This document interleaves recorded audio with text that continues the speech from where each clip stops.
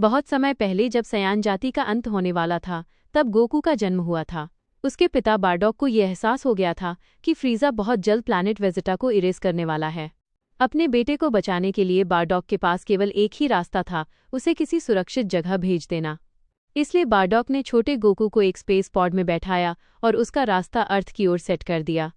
वो चाहता था कि उसका बेटा एक शांत और प्यार भरी दुनिया में बड़ा हो, लेकिन किस्मत को कुछ और ही मंजूर था। जब गोकू का स्पेस पॉड अर्थ की ओर जा रहा था, तभी रास्ते में एक पावरफुल स्पेस स्टॉर्म आ गया। उस तूफान में फंसकर गोकू का स्पेस पॉड कंट्रोल खो बैठा और अचानक एक ब्लैक होल में चला गया। कुछ समय बाद गोकू उस ब्लैक होल से बाहर निकला, लेकिन अब वो अपनी दुनिया में नहीं था। वो एक बिल्कुल अलग जगह पर पहुंच चुका था। यह था जेनो पैलेस। जैसे ही गोकू का स्पेस पॉड वहां आकर क्रैश हुआ, पूरे महल में एक तेज आवाज गूंज उठी। ये आवाज सुनकर सभी हैरान हो गए। मैं देखता हूं कि ये आवाज कहां से आई है, ग्रैंड प्रीस्ट डैशिकन ने शांत स्वर में कहा। ठीक है, जाओ और पता लगाओ, जेनो-सामा ने कहा। डैशिकन बाहर गए और धीरे धीरे उस जगह की ओर बढ़े जहां से आवाज आई थी। तभी उन्हें एक बच्चे के रोने की आवाज सुनाई दी। जब वे पास पहुंचे तो उन्होंने देखा कि वहां एक छोटा सा बच्चा पड़ा है। वही गोकू था। डैशिकन चौंक गए और बोले, ये क्या है? एक सामान्य मर्टल इस जगह पर कैसे आ सकता है? ऐसा तो पहले कभी नहीं हुआ। लेकिन तभी गोकू ने रोना बंद कर दिया और डैशिकन की ओर देखकर मुस्कुराने लगा। ये देखकर डैशिकन पूरी तरह हैरान हो जाते हैं। फिर वे अपने स्टाफ का इस्तेमाल करते हैं ताकि पता लगा सकें कि ये बच्चा कौन है और यहाँ कैसे आया। कुछ ही पल में उन्हें सब समझ आ जाता है। ओह, तो तुम्हारा नाम काकरोट है और तुम यूनिवर्स 7 के एक सयान हो। तुम इस जगह से बहुत दूर के हो। तुम्हें तो अर्थ पर जाना था। फिर तुम यहाँ कैसे पहुँच गए? डैशिकन ने महसूस किया कि गोकू एक बहुत ही मासूम और पवित्र दिल वाला बच्चा है। उन्हें गोकू बहुत पसंद आने लगता है। तभी जेनो-सामा वहां आ जाते हैं और पूछते हैं, ये आवाज़ किस चीज़ की थी? डैशिकन जवाब देते हैं, लॉर्ड, यहाँ एक छोटी सी समस्या है। ये देखिए। जैसे ही जेनो-सामा गोकू को देखते हैं, वे हैरान हो जाते हैं। क्या? एक सामान्य मर्टल मेरे वर्ल्ड में क्या कर रहा है? गोकू जेनो-सामा की तरफ देखता है और मुस्कुराने लगता है, जैसे वो चाहता हो कि जेनो-सामा उसे गोद में उठा लें। तभी जेनो अटेंडेंट्स तुरंत सतर्क हो जाते हैं और गोकू पर हमला करने के लिए तैयार हो जाते हैं। लेकिन जेनो-सामा उन्हें रोक देते हैं। फिर जेनो-सामा खुद आगे बढ़ते हैं और गोकू को अपनी गोद में उठा लेते हैं। वाह, तुम तो बहुत छोटे हो। कितना प्यारा बच्चा है। डैशिकन थोड़ा हैरान होकर कहते हैं, लॉर्ड, आपने क्या कहा? जेनो-सामा मुस्कुराते हुए कहते हैं, मुझे ये बच्चा बहुत पसंद आया है। मैं इसे अपने पास रखना चाहता हूँ। ये अब हम में से एक होगा। फिर जेनो-सामा आदेश देते हैं, डैशिकन, मैं चाहता हूँ कि आप इसे ट्रेन करें। इसे इतना पावरफुल बनाइए कि ये मेरे सबसे अच्छे दोस्त के रूप में रहे। डैशिकन झुककर कहते हैं, जैसा आप आदेश दें। जेनो-सामा फिर पूछते हैं, इसका नाम क्या है? डैशिकन बोले, इसका नाम काकरोट है। जेनो-सामा ने थोड़ा सोचकर कहा, मुझे ये नाम पसंद नहीं है। आज से मैं तुम्हें गोकू बुलाऊंगा।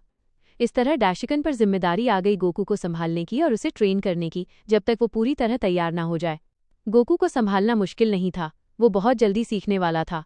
धीरे धीरे वो डैशिकन से एक डिवाइन जीवन जीना सीखने लगा, कैसे रहना है और कैसे अपनी एनर्जी को कंट्रोल करना है।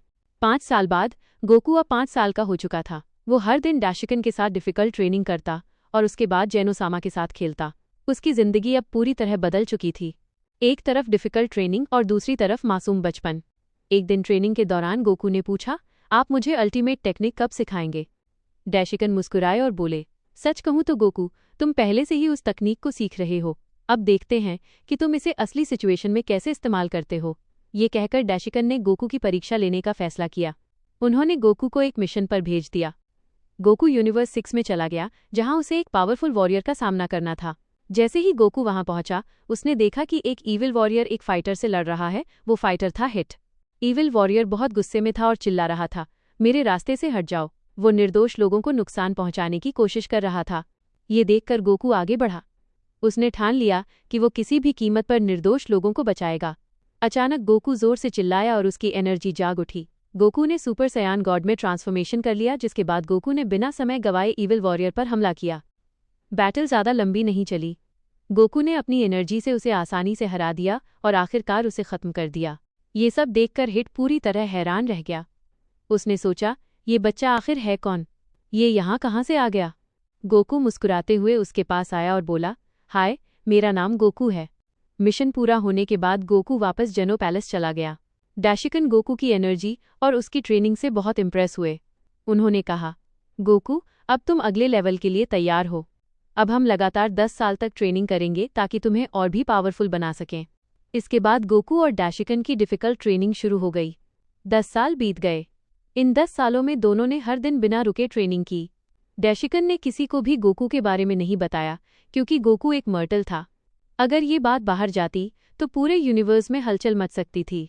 अब गोकू 15 साल का हो चुका था। उसकी एनर्जी अब पहले से कई गुना बढ़ चुकी थी।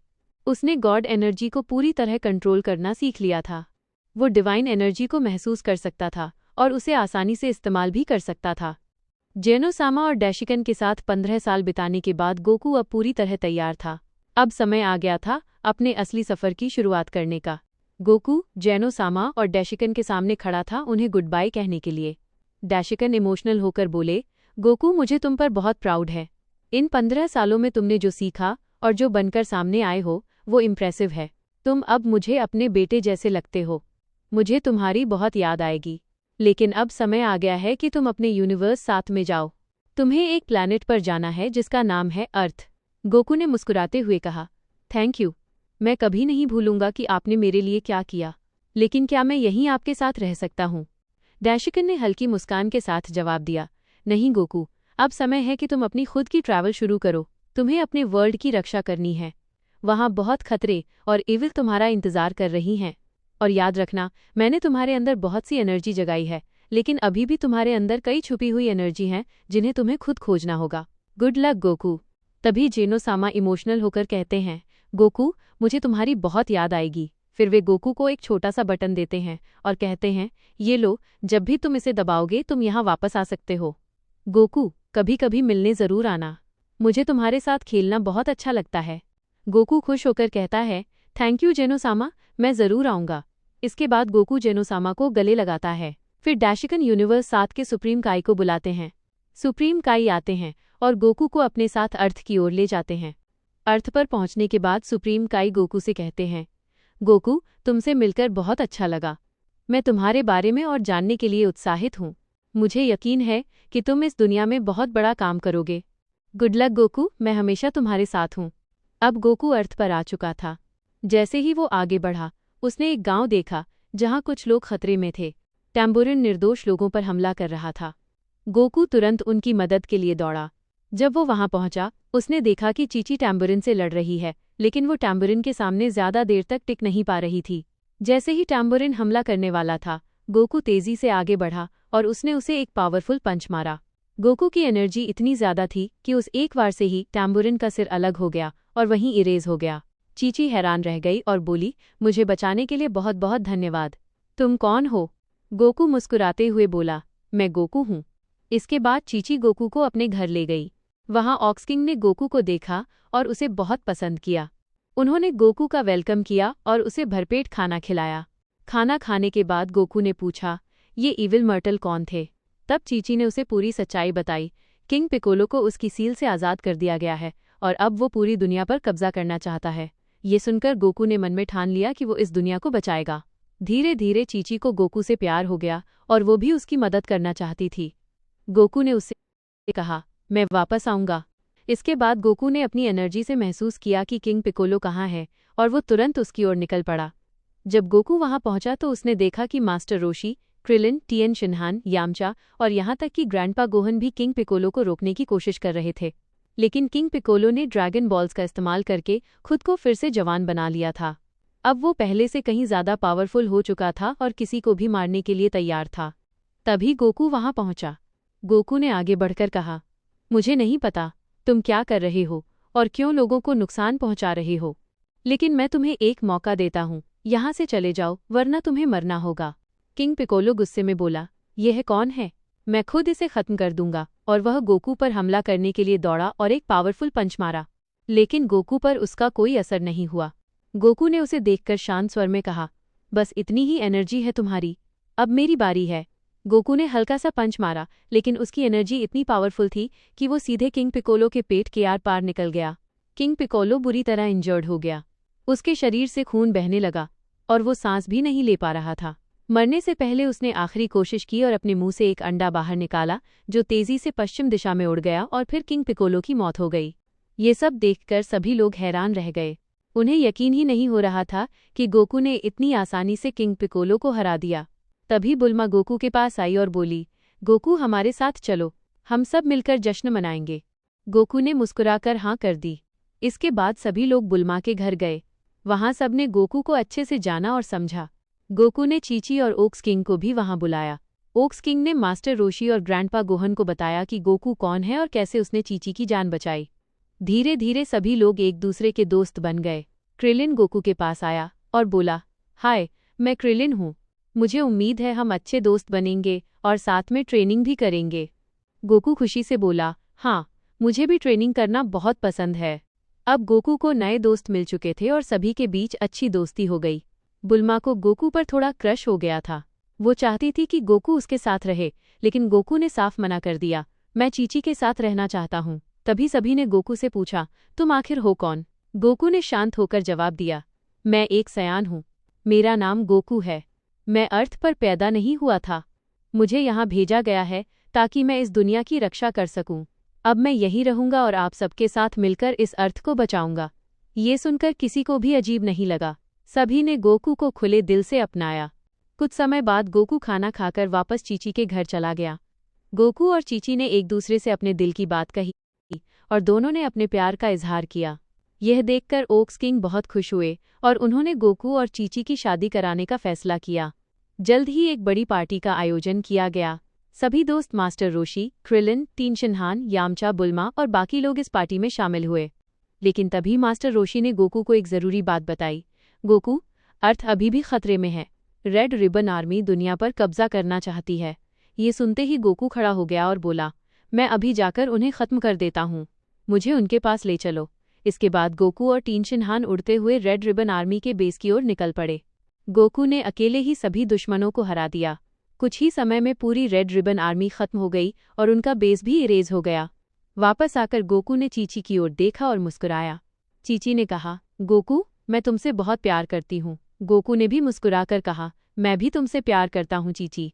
क्या तुम मुझसे शादी करोगी? चीची ने तुरंत हाँ कर दी। इसके बाद दोनों की शादी बड़े धूमधाम से हुई। 5 साल बाद। इन 5 सालों में बहुत कुछ बदल गया। इसी दौरान किंग पिकोलो के छोड़े हुए अंडे से पिकोलो जन्म लेता है। पिकोलो अपने पिता की तरह दुनिया पर राज करना चाहता था, लेकिन गोकू ने उसे रोक लिया। दोनों के बीच बैटल हुई, लेकिन गोकू ने उसे बहुत आसानी से हरा दिया। फिर भी गोकू ने उसकी जान नहीं ली।